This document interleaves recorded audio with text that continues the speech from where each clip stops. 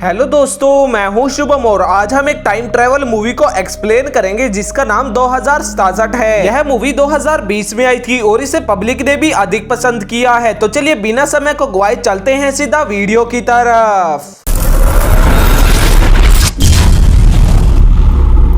Movie की शुरुआत Ethan व उसकी पत्नी से होती है जिसे एक भयंकर बीमारी थी, परंतु इस बीमारी का कोई भी इलाज नहीं था। वह ईथन के हाथ पर एक अजीब सा गैजेट लगा हुआ था और ईथन उस कंपनी में काम करता था जहां पर उसका पिता साइंटिस्ट था। इसके बाद हमें दिखाया जाता है कि जब ईथन कंपनी में काम कर रहा होता है तो उसे कंपनी की सीईओ बुलाती है। ईथन जब कंपनी के सीईओ के पास जाता है तो वह कहती है कि तुम इस बीमारी से अपनी पत्नी व अन्य सभी को बचा सकते हो। वह उसे एक पोर्टल दिखाती है जो कि समय में आगे ले जा सकता था। उस पोर्टल की दूसरी तरफ से एक मैसेज आ रहा था कि ईथन को भेजो। जब यह सब ईथन देखता है तो वह कहता है कि मैं अपनी पत्नी को छोड़कर कहीं नहीं जा सकता। इसके तुरंत बाद हमें कुछ समय पहले का समय दिखाया जाता है जहां पर ईथन के पिता जिंदा थे और वह ईथन के जन्मदिन पर उसके लिए एक तोहफा लेकर आए थे। जिस तोहफे में ईथन जब हाथ डालता है तो उसके हाथ पर वही अजीब सा गैजेट लग जाता है। इसके बाद हमें दोबारा से ईथन दिखाया जाता है जिसकी पत्नी कहती है कि तुम जाओ, मैं अपना ध्यान खुद रख लूंगी। और इसी चीज के कारण हम दोनों लंबे समय तक साथ रह सकते हैं। जिसकी बातें सुनकर ईथन जाने के लिए मान जाता है और अगले दिन तैयार होकर कंपनी में चला जाता है जहां पर उसे एक स्पेशल सूट पहनाया जाता है जिसे पाकर वह पोर्टल में जाता है। लेकिन जाने से पहले वे कंपनी वाले उसे एक डिवाइस भी देते हैं जो कि उसकी मदद करेगा। इसके तुरंत बाद वह टाइम ट्रेवल करता है और समय में आगे आ जाता है। वह एक जंगल में लैंड करता है और उसके सूट में आग लग जाती है जिसे वह निकाल देता है। और जब वह जंगल में इधर उधर घूमता है तो उसे एक कंकाल पड़ा मिलता है जो कि उसी का था, क्योंकि उस कंकाल के पास भी वही सब गैजेट थे जो कि ईथन के पास थे। जिसकी रिकॉर्डिंग जब वह सुनता है तो उसमें एक व्यक्ति उसे मार रहा था। इसके थोड़े ही समय बाद उस जंगल में रात हो जाती है और वह आग जला लेता है और भूख लगने के कारण वह कुछ जहरीली चीजें खा लेता है जिससे कि वह बीमार होने लगता है। लेकिन तभी वहां पर एक और टाइम ट्रेवल व्यक्ति आता है जो कि उसका दोस्त था।